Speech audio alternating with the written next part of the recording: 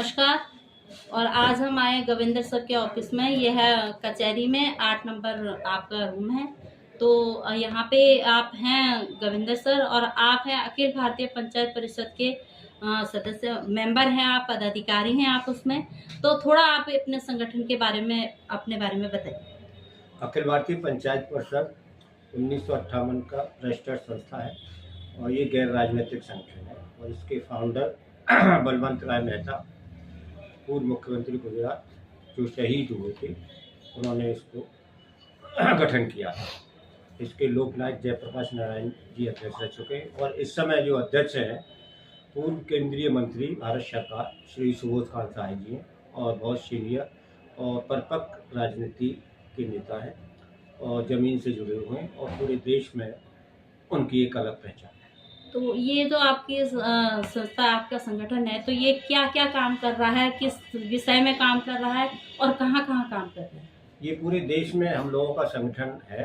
हर प्रदेश में हमारी कमेटी बनी हुई है और ये ग्रामीण उत्थान के लिए, ग्रामीण पंचायतों को मजबूत करने के लिए, उनको अधिकार देने के लिए लड़ाई लड़ता है और उनके अधिकारों को दिलाने का काम करता है। इस पंचायत की ही देन है सन 1973-74 में जो संशोधन हुआ और आज जो पंचायतों को डायरेक्ट पैसा आ रहा है विकास के लिए, ये पंचायत की मांग पर पार्लियामेंट में पास हुआ था 73वां 74वां संशोधन। इसमें कुछ जो पास हुआ था, जो केंद्र सरकार ने अपनी जो रखी थी, तो उन्होंने तो अधिकार पंचायतों को दे दिए, लेकिन कुछ स्टेट सरकार जो है पूरे अधिकार पंचायतों को नहीं दे रही है। उसी के लिए हम लोग मांग कर रहे हैं कि वो पंचायतों को अधिकार दिए जाए। अगर वो पंचायतों को पूरे अधिकार मिल जाते हैं तो गांव का डेवलपमेंट होगा।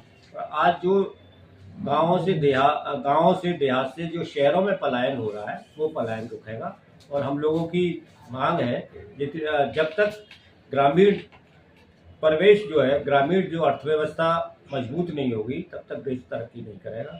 और इसके लिए पंचायतों को संपूर्ण अधिकार दिए जाए, क्योंकि ग्राम पंचायत विकास की प्राथमिक इकाई है और पंचायत के जो प्रधान या जिला पंचायत सदस्य या जिला पंचायत अध्यक्ष, वो इस सत्ता के प्रथम इकाई हैं।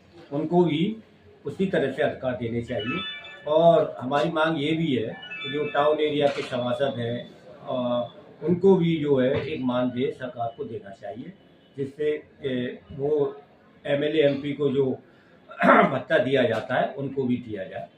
और हमारी मांग थी कि ब्लॉक प्रमुख और जिला पंचायत अध्यक्ष का चुनाव जो सीधे जनता से कराया जाए और उत्तर प्रदेश सरकार ने इसका प्रस्ताव बनाया है, जो अखबारों के माध्यम से जानकारी हुई है और वो शायद केंद्र सरकार को उन्होंने प्रस्ताव भेजा है। हम इसके लिए मुख्यमंत्री जी को बधाई देते हैं। और एक मांग और मैं करना चाहता हूँ कि आज बरसात का मौसम है, जो पेड़ पर्यावरण के लिए, देश की विकास के लिए, जो हरा भरा देश प्रदेश बनाने के लिए लगाए जाते हैं, वो पंचायतों के माध्यम से ज़्यादा लगवाए जाए। ग्राम पंचायत का प्रतिनिधि जो है उसको ज़्यादा जिम्मेदारी से काम करेगा और ज़्यादा उनकी जिम्मेवारी से और वो डेवलप भी होंगे। आज जो वन विभाग द्वारा लगाए जाते हैं वो पूरी तरह से संपन्न नहीं हो पाते हैं, पेड़ विकास नहीं कर पाते हैं। तो ये पंचायतों को भी अधिकार दिया जाए कि वो गाँव में अपना वृक्षारोपण करें और पेड़ लगाएं, जिससे कि पूरा प्रदेश हरियाली में हो। और ये सुशील गुप्ता जी जो हमारे प्रदेश के उपाध्यक्ष हैं, ये भी हमारे साथ हैं। आरिफ भाई भी हमारे जो कलम की ताकत पत्रकार संगठन के राष्ट्रीय अध्यक्ष हैं, वो भी हमारे साथ जुड़े। बहुत पूरे उत्तर प्रदेश में, पूरे देश में हम लोगों का संगठन बहुत ही सराहनीय और अच्छा कार्य करता है।